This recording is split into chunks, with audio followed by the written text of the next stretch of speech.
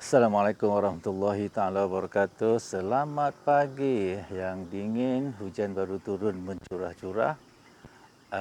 Seperti biasa, saya berazam untuk menghasilkan sekurang-kurangnya satu video setiap hari, dan saya dah masuk ke video yang 112 kalau tersilap sepanjang PKP. Okey, hari ini saya nak menceritakan 5 perkara yang menjadi momokkan di kalangan mereka-mereka yang berada dalam dunia postgraduate, supaya mereka-mereka yang baru masuk dapat sedikit pengetahuan tentang apa yang saya cuba sampaikan. Yang pertama adalah satu tanggapan bahawa kajian kuantitatif lebih baik daripada kajian kualitatif. Dengan beberapa alasan. Bila pelajar datang kepada seseorang, katakan supervisor, bakal supervisor, dia pun kata, "You nak buat kajian apa?" "Saya nak buat kajian kualitatif." Dia kata kajian kualitatif tak sesuai. You patut buat kajian kuantitatif. Kenapa? Pertama, dia menggunakan statistik. Jadi dapatan dia dapatan yang valid. Kemudian sampel pula adalah ramai. Maka kita boleh buat generalisasi. So kenapa nak buat kajian kualitatif?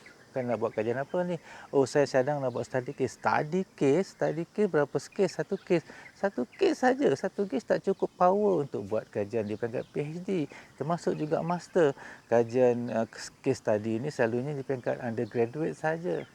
Jadi bila itu dimomokkan, maka ramailah yang merasa bahawa kajian kualitatif itu tidak cukup rigorous untuk menghasilkan satu dapatan di peringkat master ataupun PhD. Kemudian timbul persoalan mengatakan bahawa kajian kualitatif ni tak boleh nak buat generalisasi. So what's the point of having a research that cannot be generalized? Jadi pelajar-pelajar baru pun termenung, pandang kiri pandang kanan, betul juga. Jadi akhirnya mereka pun buatlah kuanti. Jadi semua pun buatlah kuanti. Sedangkan tanpa disedari di peringkat PhD, di peringkat master dalam bentuk social science, kajian yang diberi keutamaan sepatutnya kajian kualitatif. Pelbagai model, pelbagai teori yang kita gunakan hari ini untuk menjelaskan fenomena-fenomena semasa dan juga fenomena-fenomena menjadi asas kepada fenomena semasa muncul daripada kajian kualitatif. Jadi jangan percaya. Kalau anda berhajat untuk buat kajian kualitatif, maybe latar belakang anda yang tidak ada kekuatan dalam kuantitatif, maka betul-betul memahami apa itu kajian kualitatif sebelum mendengar momokkan yang kadang-kadang tidak tahu dia punya hujung pangkalnya hanya kerana dia dengar rumus. Maybe sini yang kata kajian kualitatif tak bagus, kualitatif tak bagus, kenapa tak buat kajian kuantitatif?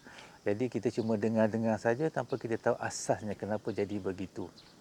Itu yang pertama.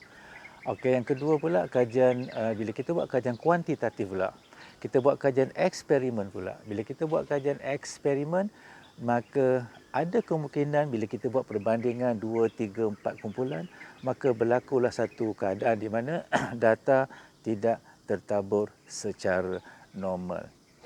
Bila data tidak tertabur secara normal, seperti saya jelaskan dalam video-video lepas, maka kita tidak boleh menggunakan statistik inference parametrik.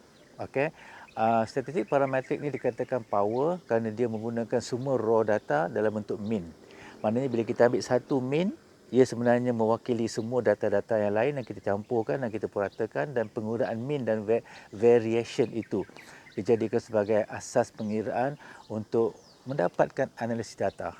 Tapi bila kita dapat data yang skewed, di mana terlampau banyak yang tinggi, terlampau banyak yang rendah, yang tidak tertabur secara normal, tidak berada di tengah-tengah, maka kita menggunakan non-parametrik.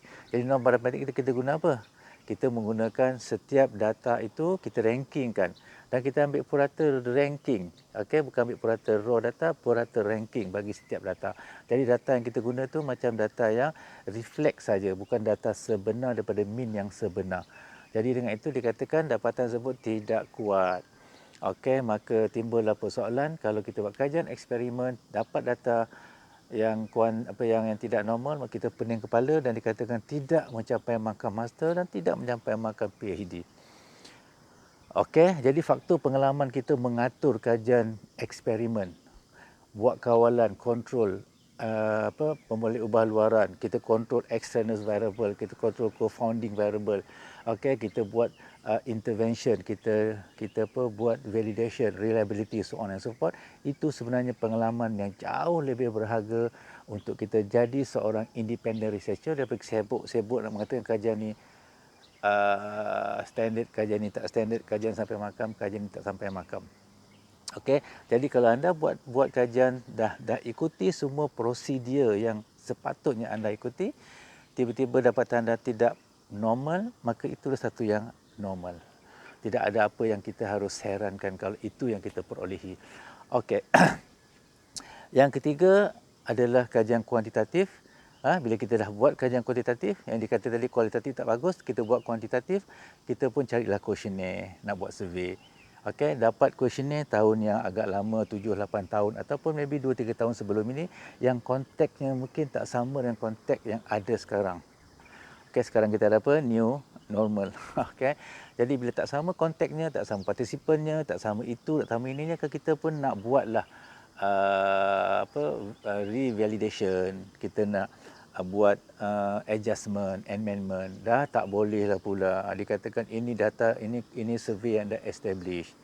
Jadi bila baca je questionnaire yang dah establish tu, Masya Allah, penuh dengan kekeliruan, penuh dengan ambiguity, penuh dengan ada double barrel, ada leading question yang dikata oh itu dah memang dah establish. Jadi akhirnya kita buat kajian menggunakan questionnaire yang lama, akhirnya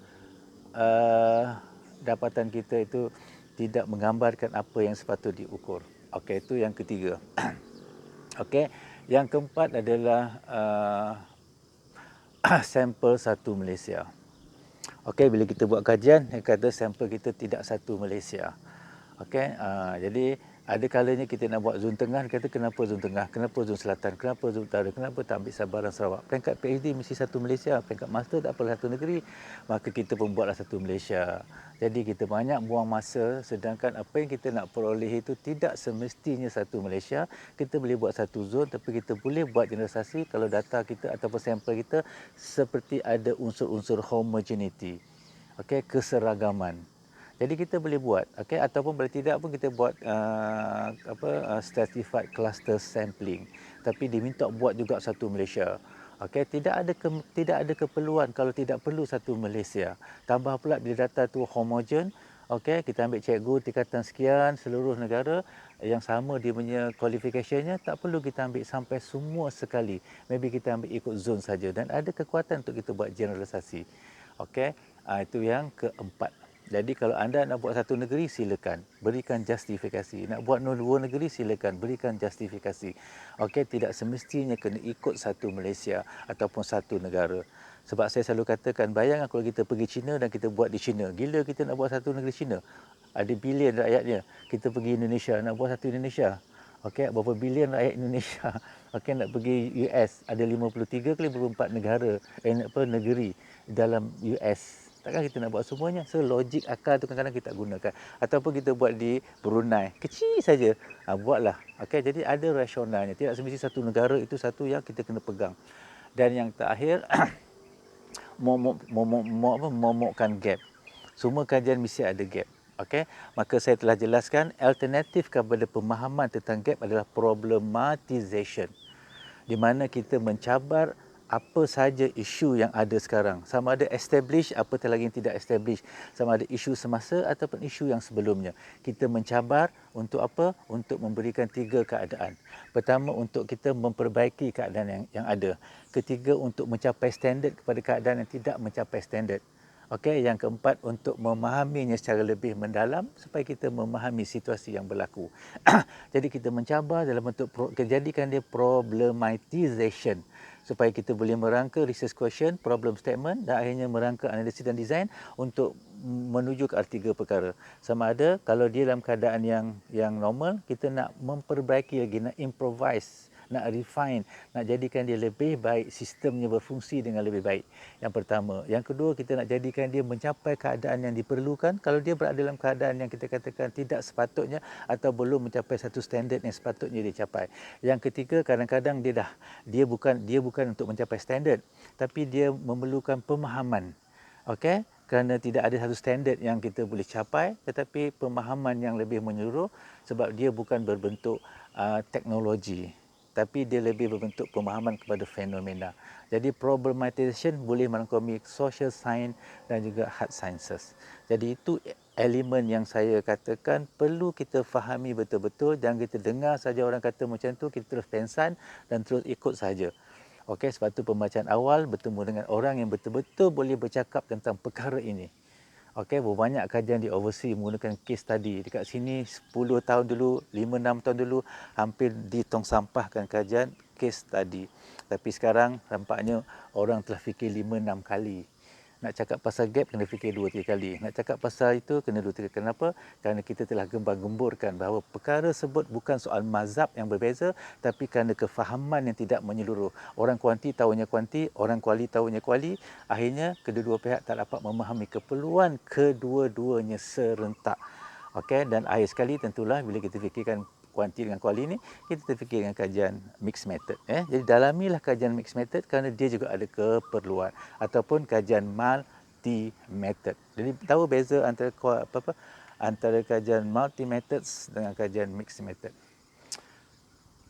Dah berapa minit dah?